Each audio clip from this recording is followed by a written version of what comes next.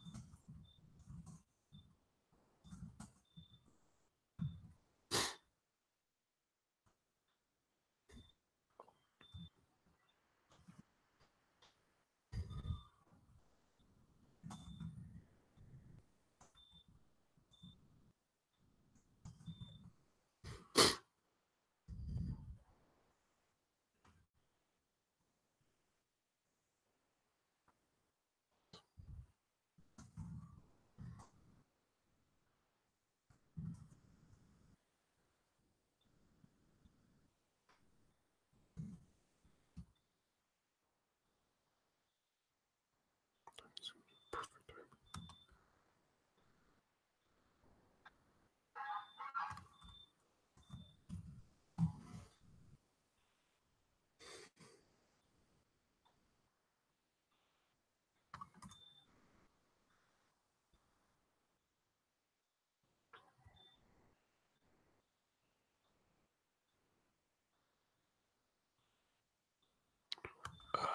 Yep.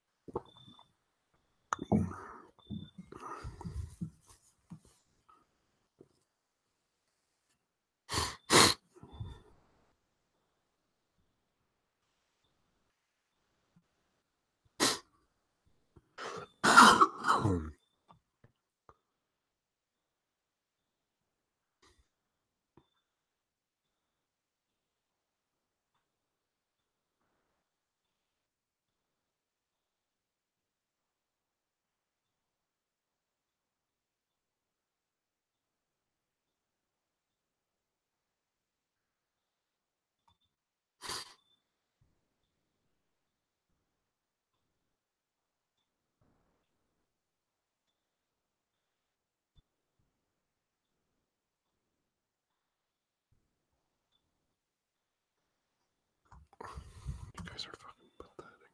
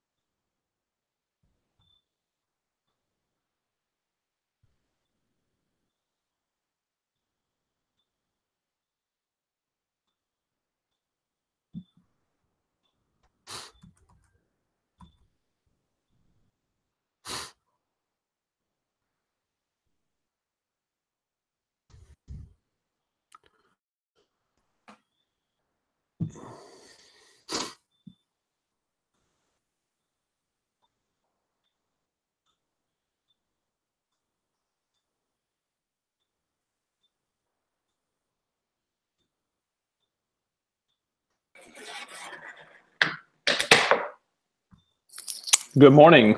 Good morning. Good evening. How are you? I'm doing very well. How are you? I'm good. I just opened the beer and it splashed all over my laptop screen. Very nice. Tragedy. Indeed. For both Sorry, the a little beer late. and the laptop. Oh, no worries. I get up before anyway, so I'm My always busy. God. Is that going to happen to me one day? I don't know. I don't like working at night, so when I gotta do.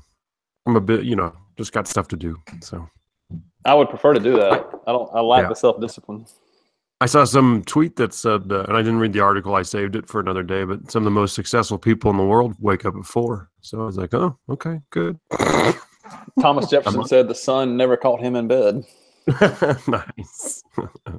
And one of his favorite things to do, again, my buddy told me this. I'm just assuming it's true, even if it's not, it should be. Exactly. One of his favorite things to do was just to get up and stare into the fire. He would have like his greatest ideas. Oh, super. That's good. Mm. I was watching some show, and I always like when there's a line that's pretty good, and they said fires, babies, and the ocean. Those are the 3 things they could stare at forever, kind of thing. I was like, yeah, that makes sense. Yep. So how's it going? It's been a while. Oh my God, it has been. It's good. I'm just so busy, man. I'm always just a dynamic school environment, and it's. Mm-hmm. I can't explain it to you. I think we're all of us at the school feel that way. It's just you just can't quite grasp why you feel busy all the time, but you do. Right. Yeah. But I've only got one prep. I can't explain it. That's what I mean. It doesn't seem like I should be working that much, but I don't know where the time goes.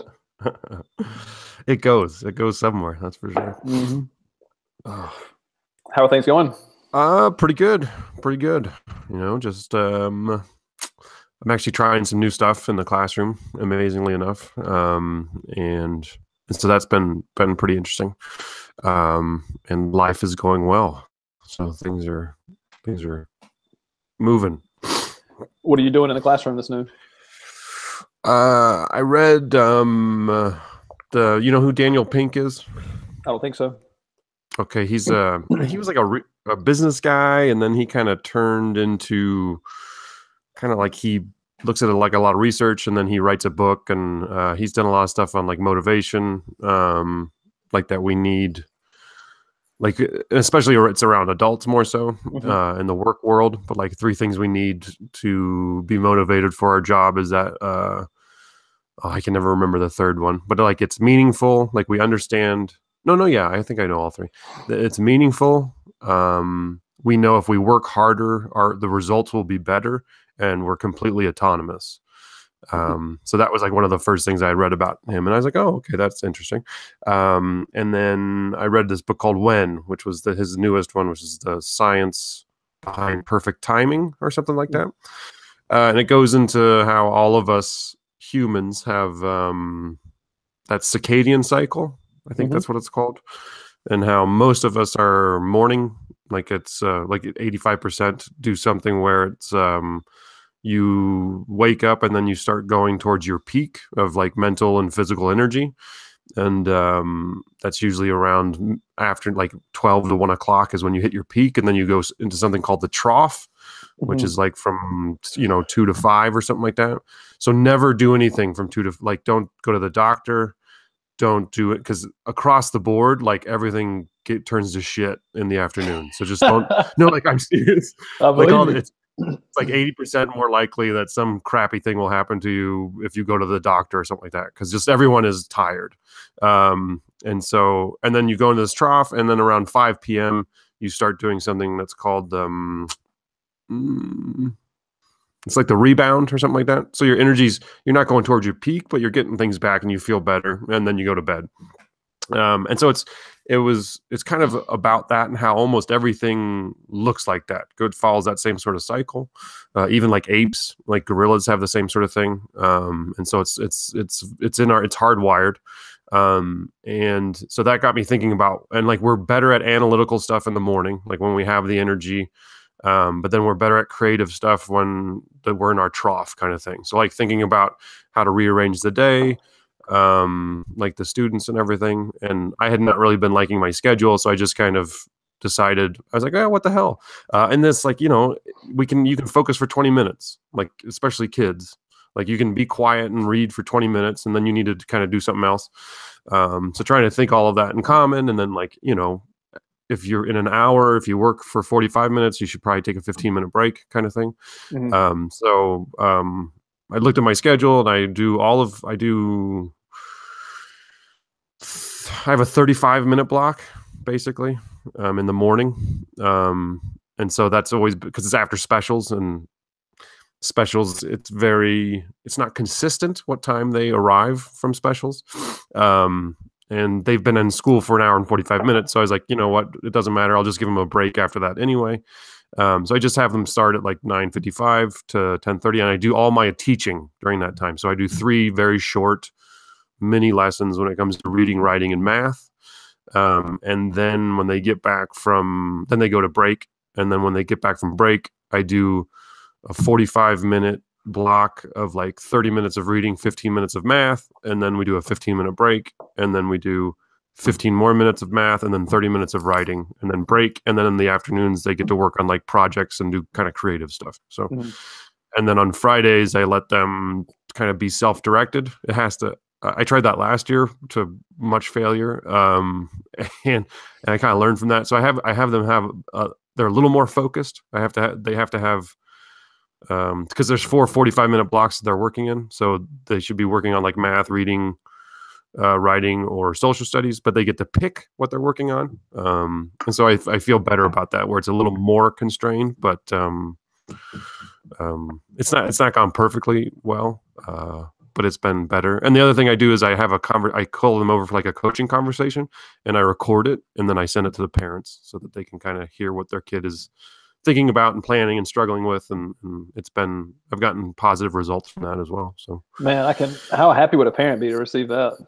Yeah, I think it's funny. Not all of them say anything. It's really interesting. I don't even know if any of them. I don't know. I know 3 of them have listened to stuff, and like the other ones, I haven't heard anything. Oh, so man, I always find that interesting. You would eat that up. It would be incredible. Yeah. So that's been the biggest new stuff, and all but 3 kids like it. So I asked them if they liked it better or the same or worse, and all but 3 were very positive with it, and the other 3 were just worried that, and that's my worry, is that things get too confusing, like what I'm trying to like that gets too muddled. But then I was like, I don't care, because on some level, because everything's connected anyway, and I think it helps them to see those connections if I'm teaching it in a row. And that's one of the things I try to do, is I try to connect the mini lessons somehow. And I have this one kid who, when I do a good job, he's like, Mr. Light, master of transitions. So, yes, thanks, Martin. Man, you just gave me so much to think about there. Like, Did you see? I think somebody just won the Nobel Prize this year. I don't know in what area, but it was on circadian rhythms. Did you see that? Okay, no, you had told me about this I think our last time we talked, and I hadn't looked into that. I don't know the details of the study either, but I just remember one takeaway was we're all out of balance, and it leads to you basically dying earlier than you have to because our circadian rhythms are messed up. Because mine are terrible. I mean, like what you described is me. I always assumed I was crashing because I wasn't eating properly or because I had too big of a coffee in the morning, but I definitely crash hard after lunch. Yep. And then I get home and I get this, and I should go to bed around 9 or 10, but then I get this excitement because I finally have some me time. Right. It's like the only time I get of it all day, and it's so important to me. I end up staying up to like 11, sometimes 12. Yeah. So then I'm obviously not getting up at 4 o'clock. I would imagine the natural rhythms are, I would assume when the sun goes down, we're usually going to bed in a natural setting. So we're all screwed up, I would say. I think so. But there are some people who they go through rebound in the morning, and then they go in the trough in the afternoon, and then they hit their peak at like 1 in the morning, 2 in the morning, something like that. So there's actually, they had mentioned this really interesting book about these famous creative people, like throughout history, like ranging from like Tchaikovsky and kind of like authors and composers and going through what their day looked like what were their habits and and some of them would wake up in the morning and do all their stuff then, and others would just kind of hang out, and then like it hit midnight, and that's when they worked. It was like midnight to 5. And so that's a very small, that's like the 15% of people are like that. But is that because their rhythm got off? No, there's most of us are, and if you think about it, probably as a tribe, you needed people who were alert and on ready from midnight to 5. That's true. And so, but you didn't want that many. You wanted most people, kind of doing the thing. So it's like 15% of people are like that, and most of us are the it's called the larks and the owls, and then there's the third bird. Most of us are third birds, where you're not you sleep in a little bit later than that. But that's kind of like you talk about your me time. Like that's my that's why that's what motivates me to get up, is just is it's nice and quiet. And we can focus on stuff. So and we don't have the little ones yeah, what am I talking about? I have no idea what I'm talking about, do I?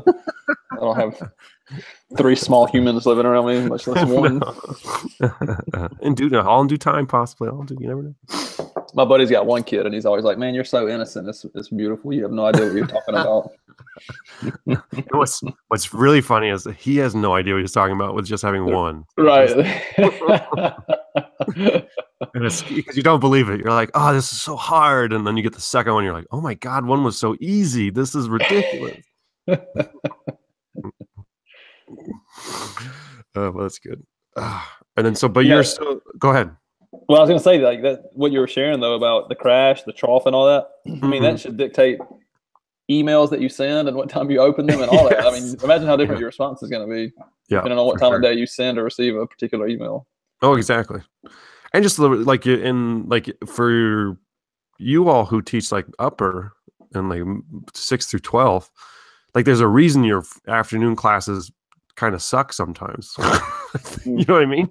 Because everyone's just tired. Well, especially for that was the other thing that was really interesting. And I've heard many people talk about how middle and high school should start later because of the kids. And in the book that Daniel Pink, he was offering that, like, if there was some sort of gas leak or a biotoxin that made kids have a higher percentage of depression and a higher percentage of obesity and a higher percentage of this, and this, then parents would demand that something be done. But because has to do with timing, because that's the research, I guess, is like these kids need to sleep. Like their rhythms are thrown off because of adolescence. And again, I think we wanted our young warriors to be awake and ready at night and kind of thing. So that's my kind of assumption on biology is why that's happening. But their brain gets all out of whack and their rhythms get thrown off, and they are owl. Like they do the rebound in the morning, trough at night, and then their peak is like at night. Like that's when they're awake and they can't go to sleep. Like it's almost impossible for them, and then they're being forced to wake up with only like 4 or 5 hours of sleep, and it's really that's exactly what's happening. Yeah, it's really, really bad for them. Really, really, and we don't do anything about it. Like most, and no one, like, because I think we're so used to it, and like I was actually thinking the other day, like, oh, too many thoughts, but I'm like, oh my God, is the purpose of school right now just to get people used to work and for the kids to just be somewhere so the parents don't have to worry about it? Like, is that the real, like, is that what I'd be lying if I've said that. I've never thought about that in my existential crises. Right. I was like, my various existential crises. Yeah. I was like, oh, good Lord. So. My gosh, man. And I keep going back to the conversations we've had. They've kind of played in my head over and over. And yeah, I mean, it seems obvious, but I just keep thinking more and more about how deeply this concept of industrial culture has penetrated our behavior, And I don't know how far back that early to rise, early to work thing goes, but it definitely coincides with factories, I think. I'm teaching Industrial Revolution right now, by the way, so obviously. Oh, nice. That's good.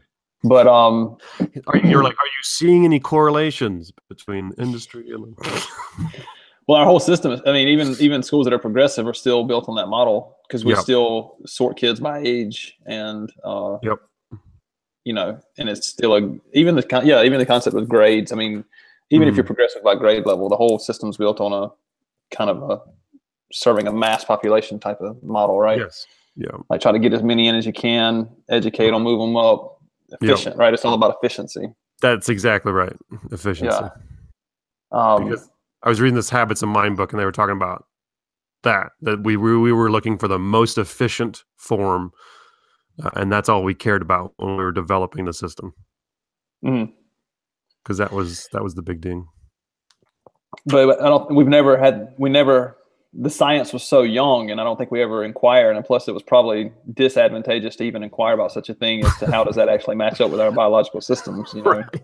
how are we actually programmed naturally to do these things? Yeah.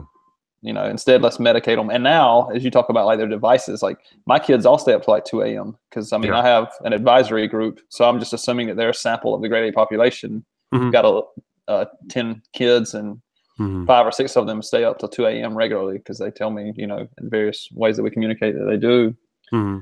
And I just always assumed that was, I don't know, I guess you think our Colombian kids do that too? I always assumed that was a Korean thing. No, I think well, you didn't do that, did you? Well, I would have. I mean, I would have, but I did have a bit of parental. I'm wondering. I think overseeing. Yeah, I mean, definitely later, probably seniors in high school and college. I mean, I'd for be sure. up. Yeah, me too. Obviously, then, yeah. But yeah, probably early on. But well, because I had a bedtime. You know, so I don't remember. I don't really recall. But sorry, no, I don't think I was up. I mean, I knew I was. I would probably stay up later, but no, I wasn't past 11 probably. Okay. And mine was technology as well. When I did stay up late, I was never just staying up and writing or reading. I was always playing a video game or something. Well, yes, yeah, of course. The light bulb, you know, that's on that Industrial Revolution thing. It's like that changes everything. Like who was staying up before then? Right. I mean, I'm sure people were. Somebody was burning the oil, you know, but the rich were staying up. Yeah, there was some Planet Money piece about, he looked at throughout history about how much an hour of light cost, and now it's, you know, it's like in Egypt, what would that translate? Like, you know, it was really fascinating how expensive it used to be to have light in your home, and now how easy it is, and how cheap it is. So, you know. Do you think I mean, I remember reading in a textbook, which those are very sterile, but I remember reading that we became more obsessed with time with the onset of the Industrial Revolution, because obviously time is money, and 5 minutes on a farm didn't mean anything. But if you're 5 minutes late to the factory, they're going to dock you, because you know, if 100 workers do that across the country, and the same guy, you know, I mean, all that sounds good in theory. I don't know how much evidence is to support that, but it makes sense, right? Well, yeah, I think that, and then travel. It's like when we started the commerce, and then trains. Like you needed, I needed to make sure 8:30 was 8:30 everywhere, kind of thing. I can tell that you've never been to India off of that statement, because otherwise you would know that the trains, the times don't matter. I'm talking about a strictly European model here. Yeah, I bet that's funny. Because you just don't know, right? You don't know. You don't the different cultures and everything.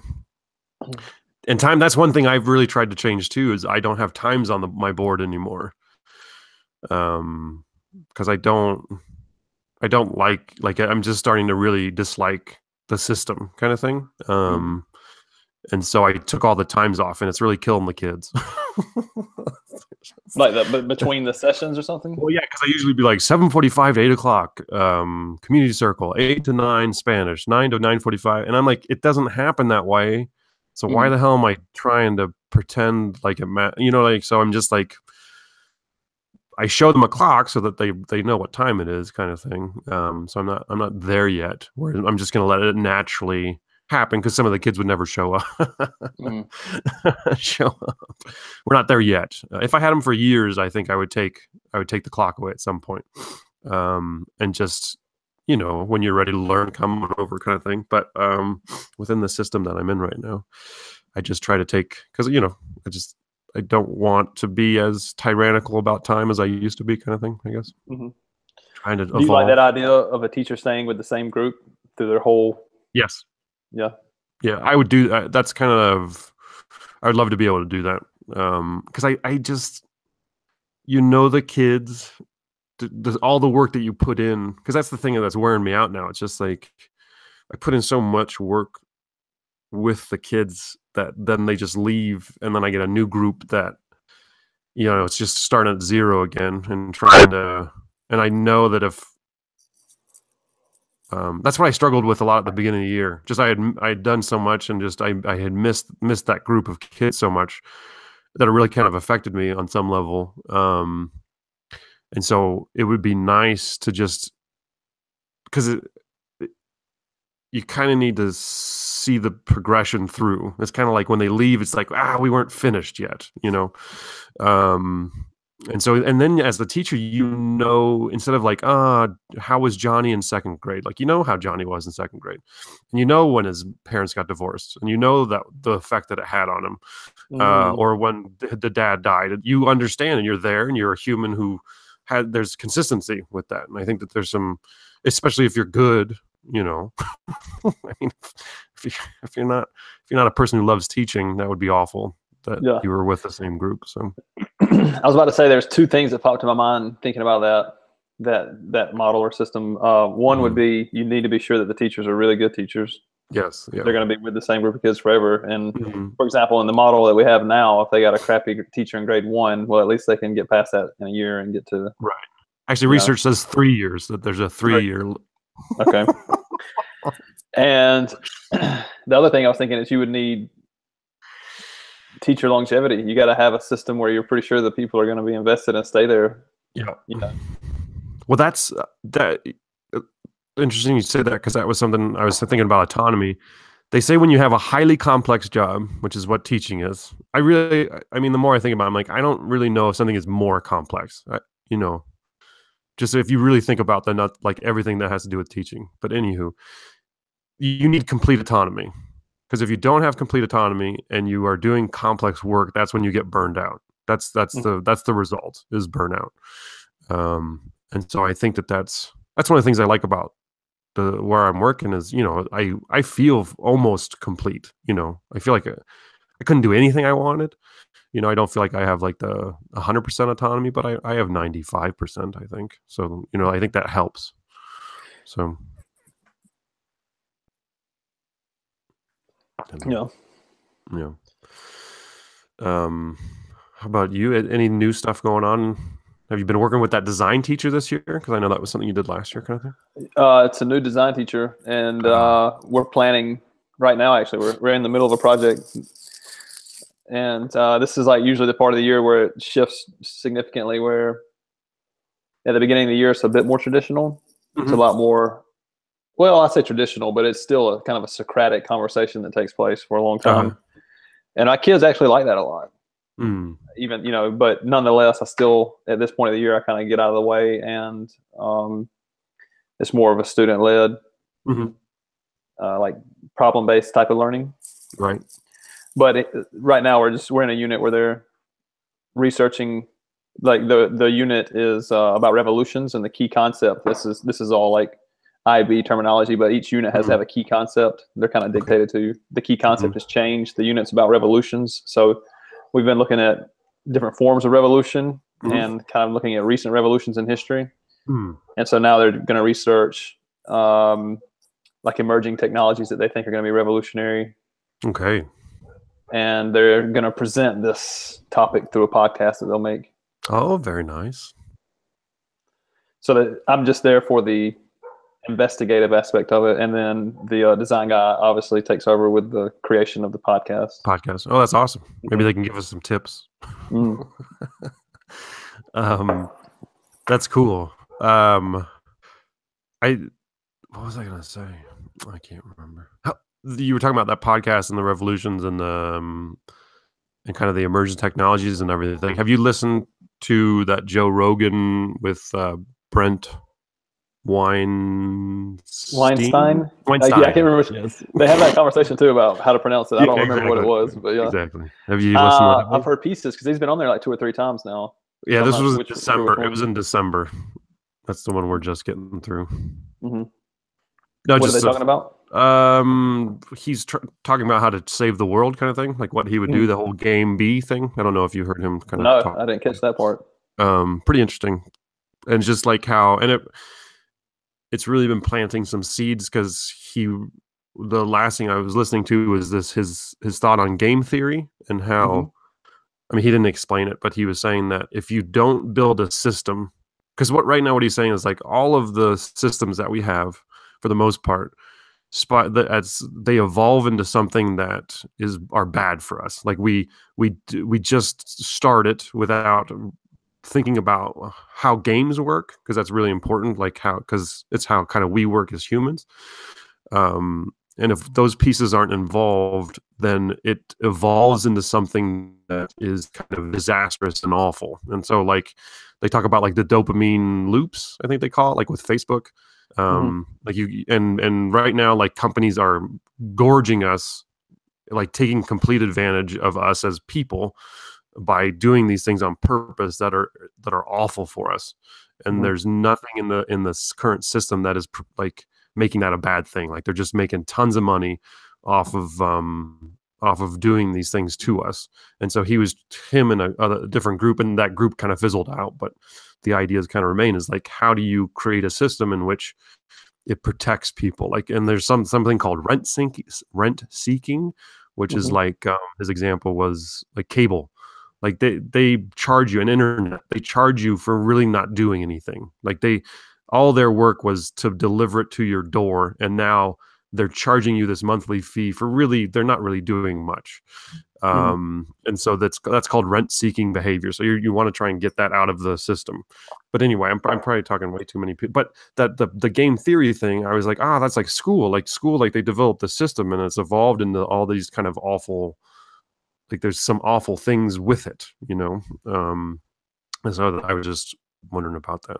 But the other thing that really kind of caught my attention is, I guess, all the people in Silicon Valley, like the people who know anything, they have flip phones. They don't have smartphones. Is that right? They're just like, yes. I was like, oh my God. I was like, I need to get a flip phone. It's actually been very nice. Diana's phone is broken because Joaquin threw it off the balcony. And so we're fairly lazy sometimes. And she's just been using mine. So I haven't had a phone for like a month. It's been very nice, actually. It's you know what that was? I haven't missed it. That was God reaching out to you through your child, who is still in touch with the universal oneness and throwing your shit to save you. Yeah, I think so.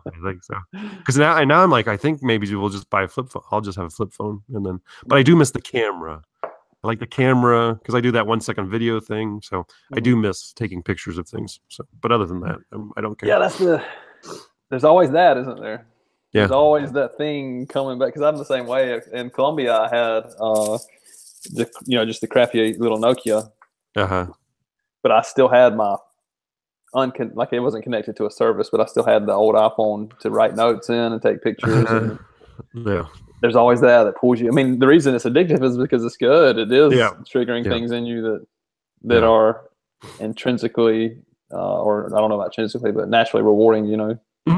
Yeah. No, our brain loves it. Well, it doesn't love it, but it produces all the things that we crave, kind of thing.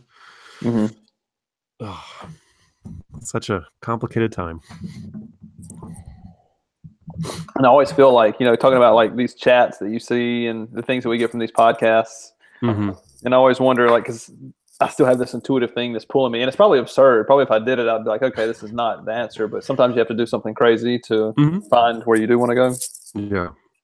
But I just keep having the same intuitive thing that kind of, even mystics have talked about, which is that the truth is going to come from within. It's not going to come from out there. And what I really need to do is disconnect and get rid of all this shit. Yeah. And then the true message that I'm drowning out constantly by plugging in is going to come to the forefront. But right. Well, they actually get into that a little bit with God, I can't remember the initials, but it's like a psychedelic that is in the acacia bush or something. It's like DMT or something like that. Yeah, okay, I know exactly what you're talking about. Right. We can go down this rabbit hole. And people who do that have the almost the same experience, where they meet God, like, quote unquote, and it's like we're all connected, love one another. That person is you would be them if you had their genetics and their experiences.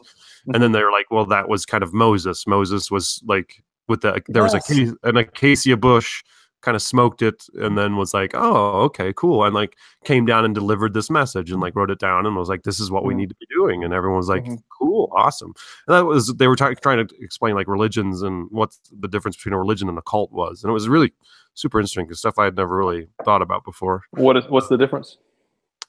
Well, I mean, the joke is that I can't remember what the joke was, because Joe Rogan was like, dead in a religion, and yes, he's alive exactly, in a cult. exactly. That's what it was. That's pretty close. And that was Joe Rogan. But then Weinstein, he was saying that the religion, like someone taps into something that is true for a lot of people, and that the people who follow those values and beliefs are more successful. Like there's something about that group's life that is better.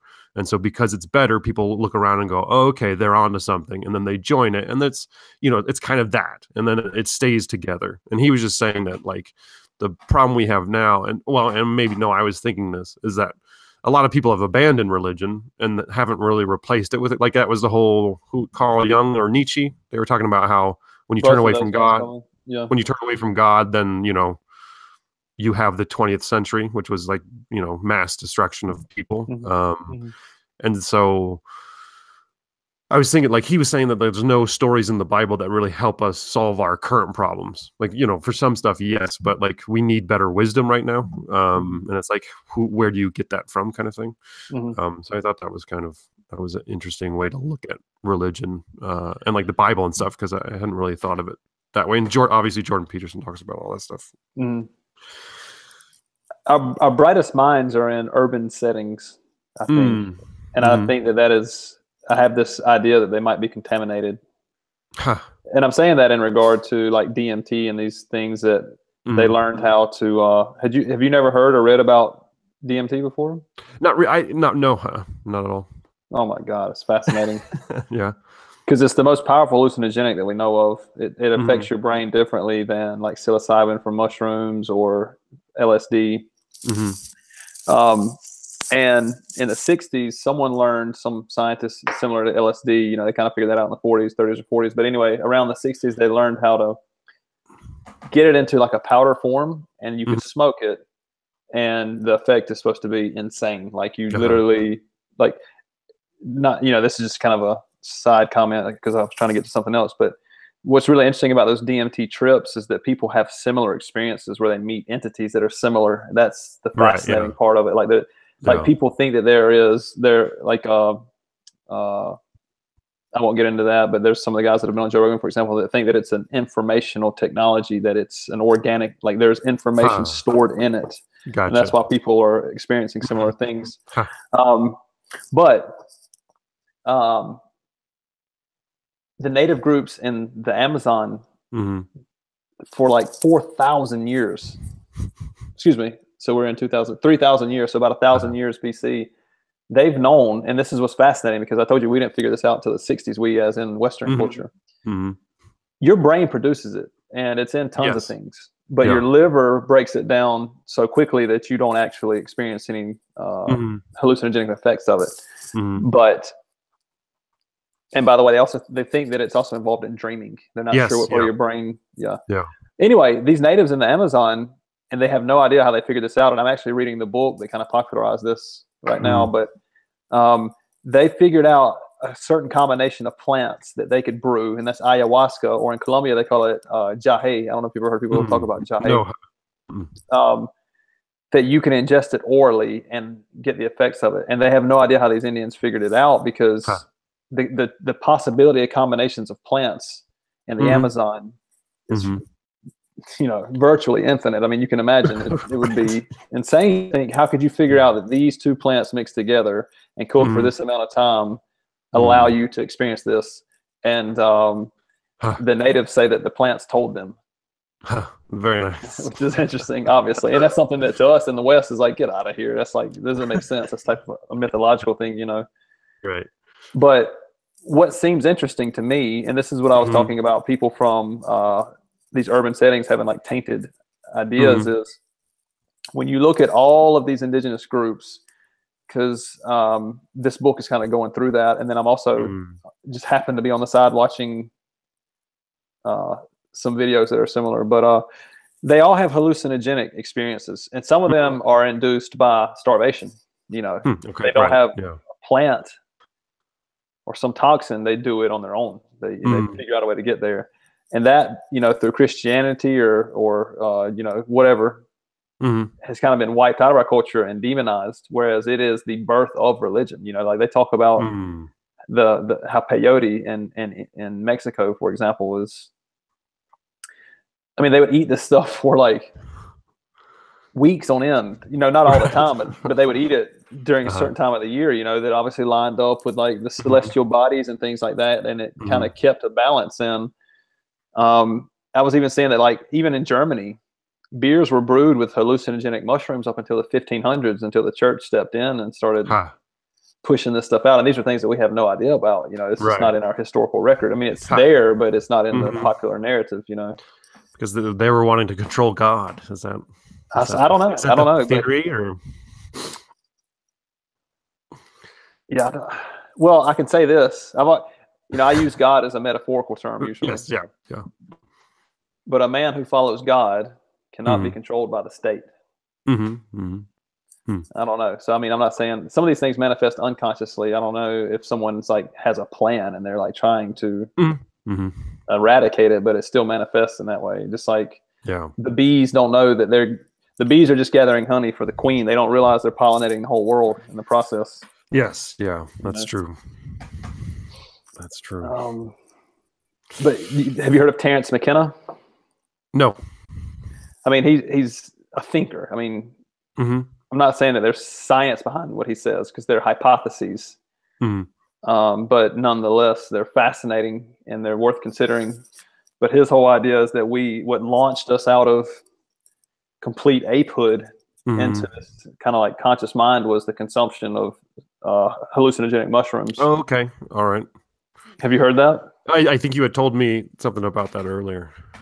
Which is I mean, that's pretty much it. I mean, but obviously there's more to it than that. I mean, he thinks that as we followed animal herds and they were pooping, right, we were scavenging, we were eating these things. But if you've ever experienced such a thing, that's neither here nor there. But you can imagine how mind-opening it is, and how it is like an awakening. You know, I think people use it in such a way that it's, you know, some teenage kid taking it and going to fucking Disney World is not the same thing as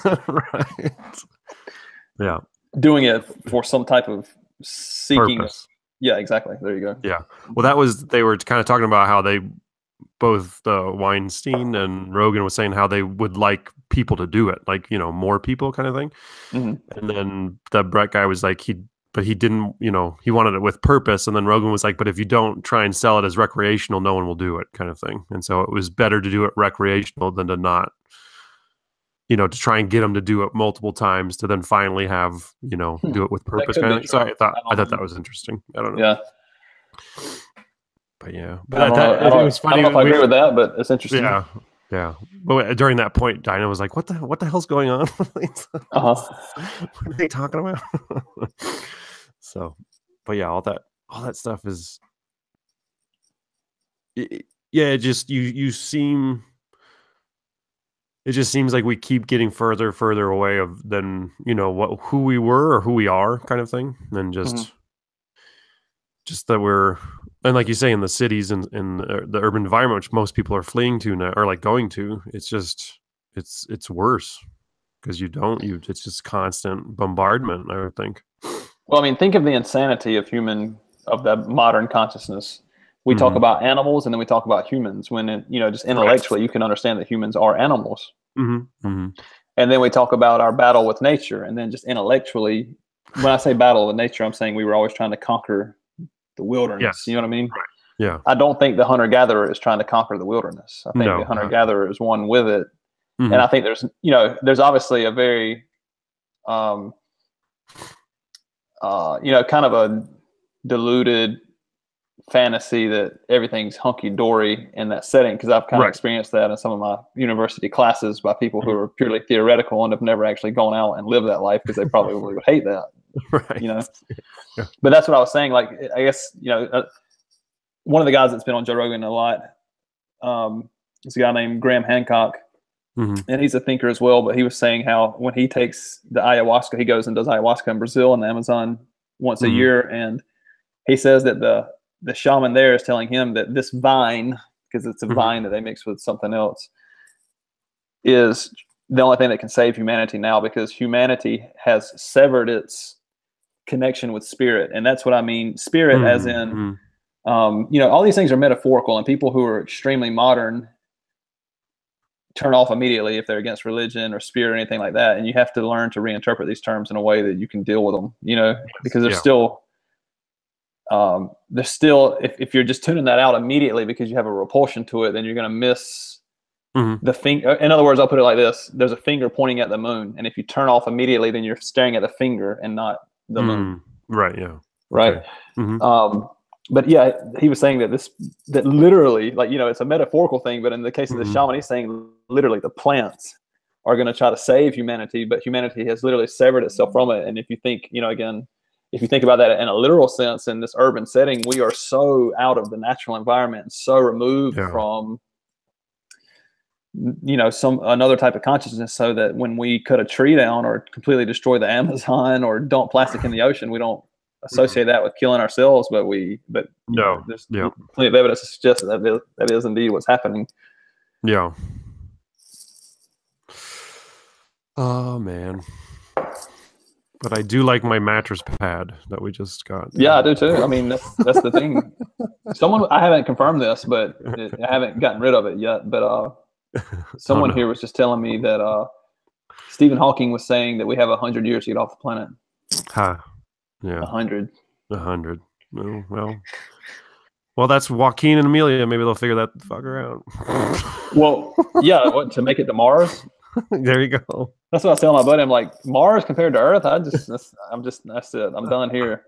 If my option is the red desert versus awesome. Well, no, but I believe the theory is that we drop ozone producing gases like factories that are producing the gases, because then that will create almost that reverse greenhouse effect or something. I've heard of this, which would then populate that world with the ability to have plants and all that stuff, so that you wait. Okay. Well, I thought you meant, okay, I'm with you. So in Mars, so you don't want to be the first people. You never want to be, just try to be, when it becomes popular, then it's fine. Then it's okay. I had to rearrange my thinking, though. I was like, all right, so Mars is the red desert, right? And I was imagining, and then I got really dark in my thought, and I was like, well, that's why they're developing like AR and VR, because we're going to live in shithole settings, and we'll just plug in and live in paradise so that we don't have to worry about it. Maybe. But then I was imagining those first humans who crossed the Sahara. Yeah. That was the Mars of their time. Yeah. In other words, if we end up populating many planets beyond this, that was just the first jumping point to get to the next, Yeah, that's an interesting way to think about that. Huh. And I was just thinking maybe we're already plugged in, maybe. Well, we're already in the AI, right? You had told me that Elon Musk had said that. I was going to say, he thinks it's more probable than not probable. Right. What were you about to say? Sorry. Well, you're talking about the reverse ozone thing. Yeah. Have you heard? Like, I've humbled myself recently, because I used to be a bit arrogant in my knowledge of the literature, but then I had to humble myself by realizing that I actually never fact check any of these studies. Right. So what the hell do I know? Just because I know what they say doesn't mean that they are right. Yes, exactly. You know what I mean? Give me an example on that, by the way, in a minute. I just learned something today. Anyway, but nonetheless, there's an idea that Mars was not a red desert. The reason it looks like that now is because of climate change. That destroyed their ozone, essentially. Have you ever heard of that? No. That's interesting if that is true, because it's terrifying to think that could happen here. Yeah, for sure. Wow. So an example of the science and how. So my buddy shows me this article today, which is very interesting. And they have this 10,000-year-old skeleton in Britain. It was in southwest England. I don't know if you've seen this. Okay. I guess around Wales, or sorry, no, that would be the other side. Sorry, southwest England. And so they're checking the DNA sequence now, and they say that this Breton, I think it's Breton, yeah, I believe so, was very dark to black with curly hair and blue eyes, which was not surprising to me, because the theory is that all humans left Africa. Right. Yeah. It was surprising to think that it was 10,000 years ago. You would think that the mutation would have happened over a longer period of time.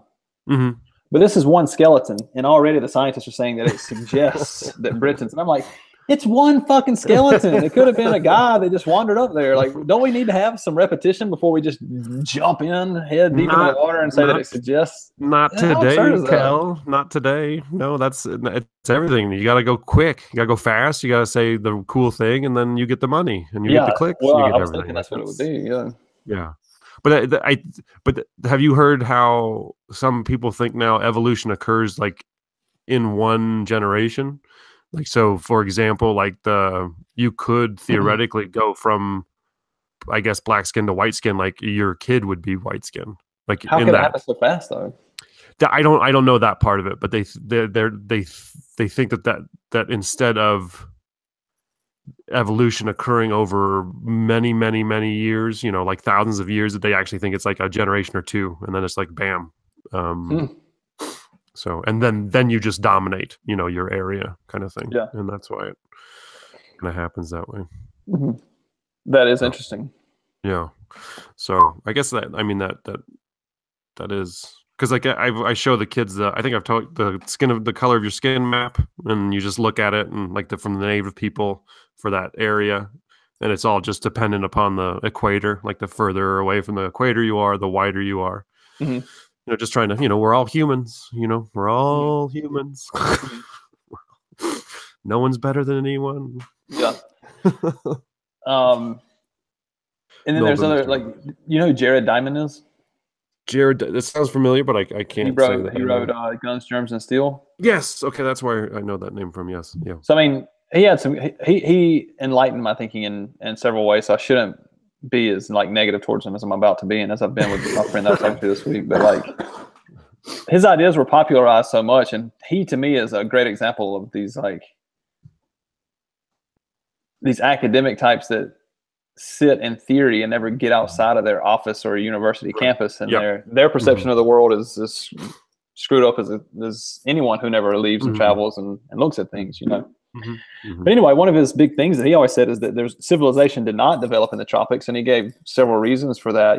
One of the biggest ones is he says that there's not really crops in the tropics that nor the climate that lend itself to storing crops over a long period of time, whereas like in the Fertile Crescent they were using wheat, which you could store it for up to a year or several years. Rice was similar, things like that. But then look at what they just found. You seen what they found in Guatemala this week? No. Or last week? They're using a new laser imaging technology to remove the forest and show what's there. Okay. So all of a sudden they're looking at these Mayan settlements. But visually, they're not tearing down the trees with a laser, right? Okay, exactly. Just because we would do that. I think we would. You're right. Because then you could sell that wood, and that would be profitable. Yes. And these Mayan settlements were huge. They say that it's almost like industrial scale agriculture. Like they're way more advanced than they ever even imagined. Yeah. Like 15 million people living in this place. Really? Yeah. Wow. And this is totally the tropics, And then I was just that's pretty much my point, but it's just how these theories they're put out there, and people they almost become like religious in the sense that it becomes dogmatic because it becomes taboo to like challenge them sometimes, and people. But then you see that, and then it's like, because I learned, because we're doing the Age of Exploration, the Golden Age. That's kind of what we're reading about and kind of trying to work on social studies, trying to connect things. It's been very confusing for the kids to have me connect reading and social studies. They're just like, I don't. What? But anyway, because they see things so separate. But anyway, I was reading this. It's always cool to read kids' books because it gets to the basics. So you kind of learn all this stuff. And it was a fairly new book.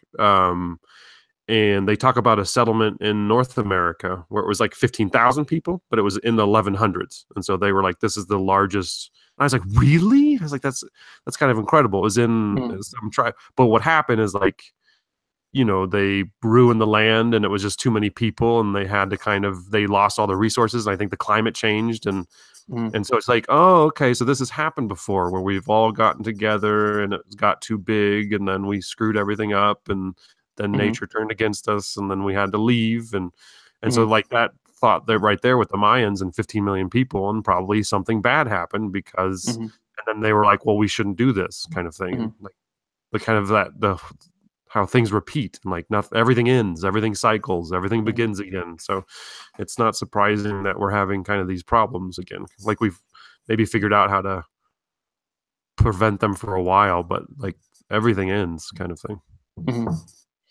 So let me drop a statistic on you. Okay. That will blow your mind. Lies, damn lies, and statistics. That's the three kind of lies. Have you heard that before? Yeah, exactly. The school that I'm at now, we have 1,100 students. I only know this because I'm on a particular committee. I mean, it's not supposed to be a secret. It's just that this information doesn't get to everyone. So I just happen to know it. And I heard it in kilograms, and I was just stupid American, like, oh yeah, that's a lot. But I didn't really understand how much it was. On a monthly basis, we are averaging about 5 tons of food waste. Waste. Jiminy Christmas.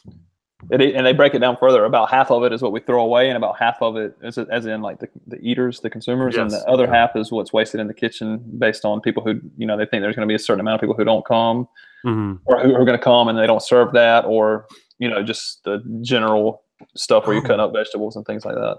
5 tons. So what do you think the Columbus school is? I mean, I think there's similar populations. You'd probably be surprised. Double it. I mean, in both cases, you see kids just throwing stuff away. Like it doesn't. Like it doesn't matter. Yeah, you know? Or not, because like, and the vegetables never get. If there's one thing that's not part of a Colombian diet, it's vegetables. I think so. The French fries and the. Oh man, I just forgot the word, but yeah, like the thing over there where they grill the steak. Yeah.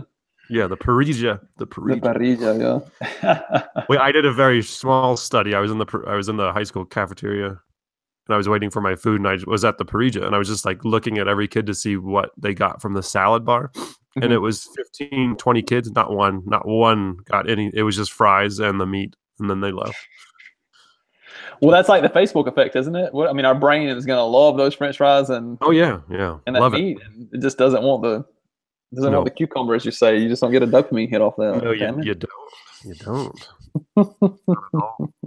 And I was reading something about food where it was like, you know, because carbohydrates are cheap and they grow really well, and so that's why we eat them, is because that's what the market dictates. And so you know, it's and now all the crap coming out about fat. Have you seen this? Where like the original study was like, no, I was just talking about margarine, like back in the 60s. Like you shouldn't eat margarine, like because it's like all the crap that they were putting into it was bad for you. And that study about just margarine by professors and kind of by the academics kind of spiraled out into this fats are awful, eat carbs kind of thing, which then spiraled out of control. And so it's just amazing how we constantly repeat that. I don't know how we can believe anything now, because everything that comes to us as science has been paid for by someone with a motive. Yeah. Because I mean, I see people on this ketone diet where they eat all fat and they eliminate carbs and sugar, and apparently processed sugar is like the worst thing you could possibly put in your body, supposedly. You know what I mean? Yeah. But the idea is if your body produces ketones, which I don't quite understand what that is, that you won't get cholesterol and all that. You will naturally take in. You could eat bacon and just the most terrible shit that you've been told for the past 40 years will kill you. Right. You know, take that and process it, and it's not terrible for you. But again, it's just like we've been given so much convoluted information now. I don't even know how you can draw a conclusion that's accurate. Yeah. Well, I was reading something where like nutrition science is kind of like where surgery was in the 1600s kind of thing. Like that's how little. Right? So that's what his comparison. And the more he looked into it, the more confusing it got, and it didn't really. He just was trying to figure something out, and it was basically what he said was like eat vegetables, like make sure vegetables and fruit are a good part of what you're eating, and then if you're gonna eat junk food, try to make it yourself, kind of thing. Like that was, you know, I was like, yeah, okay, that seems reasonable. You know, so I'm not gonna beat myself up for anything. It would be nice to get rid of sugar. I think that does make some sense, I guess. Because it's super processed. Anything that's highly processed seems bad. Exactly. For you, right? Like, you know, exactly. So just get rid of processed stuff and then just kind of go that route. And then, you know, especially for the kids, like I'd love to see no sugar and no TV, but you know, sometimes 5:30 rolls around and you're exhausted, so you're like, you know what? Watch some TV. High fructose corn syrup. Get that. And a Right, good broadband connection. yes. So. And when they sit down for dinner and they're like, I don't want to eat this, then you just flip the connection, whatever. But I remember being the same way. So, like, I would get nauseous. Like, if you tried to give me any sort of food, I would feel like I would be about to throw up. And so I would only eat granola, Cool Whip, and yogurt. That was it. And hot dogs.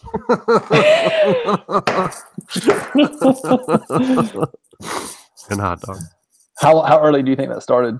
That was a long time. I didn't change my eating until I was 7. And you know what changed it for me? What? A McDonald's hamburger. Oh my goodness. Even better. And then I was obsessed with hamburgers. So everywhere we went, I would only order hamburgers. Like, we go to a Greek restaurant and I'd be like, I want a hamburger. I'm not ashamed to say that it would still be my last meal. Yes, nice. A good hamburger? I can't help it. I don't know. Yeah. It's in my genes now. It's in my DNA. Yeah. But now I eat everything. So it's a cycle. So I try not to get too bent up out of it. It is nice to eat everything because then you don't have to worry about where you're going. What do you mean? Well, like, you go out to eat. Out? I don't have to be or like you go to a different culture. Like, I was like, yeah, chicharron. Let's do it. Why not? It's delicious. My God. But I do feel awful about the animals. So. Even worse, I'm gonna put salt on my chicharron. It's not enough. I gotta salt it up a little bit. I think probably salt's pretty important. We do like it a lot. So, or have we been told that? Like, it's just because that's my big wonder. I think I've asked you this before. It's like the whole, like, the men versus women thing. I don't know if you've heard any of the, like, Jordan Peterson stuff recently, but, like, the difference between men and women and how there are biological differences. Obviously, it doesn't account for everything or everybody, and not every man is the same, and women are, like, kind of, you go through all that thing, and then they do the images. They do the MRIs of male and female brains, and there are differences, like there are. And then I was like, well, I wonder where those differences come from. Is it part of it has to be biology, I would have to imagine, but I also think, like, society treats you differently, and I think obviously your experiences are going to be doing stuff in your brain, and so if society treats you a particular way because of who you are, then you're going to have that experience, and then your brain is going to change. So I wonder how, like, for any of it, it's like, how much of it is biology and how much of it is what we're told to do to people because of who they are, kind of thing. You know what I mean? Like, because if you really think about why you do stuff, a lot of it has to do with, I would think, what society is telling you to do and what is acceptable and what isn't. And you're following along with those norms and those hidden norms and regulations and kind of thing. So it would be interesting to see kind of images of, like, a baby's brains. I would think that's I'm not suggesting it, but I'm just saying it would be interesting to compare and, like, have a snapshot of every year and see if there are, like, when the biology turns on. And I would say that. And I would also say you got to be, like, I've always heard that some of the psychological research is very ethnocentric. Like, I want to see the brains of tribes where women are where it's matriarchy. Oh, yes. Yeah, for sure. You know what I'm saying? Then you can find some true cross-cultural data. And if those biological, if the evidence is pretty consistent, then you can start to draw more realistic. Well, yeah, you get to see what is biology and what is the culture or the idea. Because that was a new thing I like too is, I think that Weinstein had said that, or Weinstein, is like, ideas are viruses. Like, culture is a virus. Like, these things are wanting to stay alive. And, like, systems, like, that's like like education system. Like, I'm looking at it now as, like, an organic living thing that wants to be alive and is going to do everything it can to stay alive, and that you are part of it. And so when I think about things that happen, I now try to not blame the person, right? They're just part of the system that is dictating that they do this. And that was what they were saying in South Africa. That was what was so successful about when they ended apartheid, where you had Mandela and Tutu. They were like, the people are not to blame. The people that were running apartheid are not to blame in any way. It was the system of apartheid that was destructive and was creating and making them do this thing. So we're not going to pay them back. And that was why it was such a successful, I guess, revolution. I don't know if you guys, is anyone looking at that? So I thought that was I'm trying to take that piece and that idea and kind of apply it and look through different lenses and not necessarily. And I think that that's very noble, and that could be true, but I don't know if that's true. You don't know if that's true. Well, I don't. I mean, because I don't know either. because the Jordan Peterson's thing comes back to, well, you still have to take personal responsibility. Well, yes, not to say that I agree. You still have the choice. And again, it's absurd to say, well, you would have to be the only person. You'd have to be the most noble, most heroic person to choose death, essentially, over the system. I get it, but and they are like viruses. I mean, I'm not disagreeing, but I always think that there's balance between the two. I never see it's hard to go just one way or the other with it. Yeah. Well, I like going hard. That's the culture, right? I do too. I mean, I'm starting. My views are in transition now because I've been very much like a systematic. Like people are victims of a system, but then also that is a somewhat defeatist. Yes. Yeah. Worldview, I guess. Yeah. Well, yeah, but I think it's because I am like, and I think you are too. It's like we are trying to take personal responsibility for the system that we're in and doing something about it. Do you know what I mean? Whereas other people have not, as you say, woke up, right? They haven't got woke about what they're doing. And so it's the true thing, I think, is like when you are awake and you do realize, and then you don't do anything like that.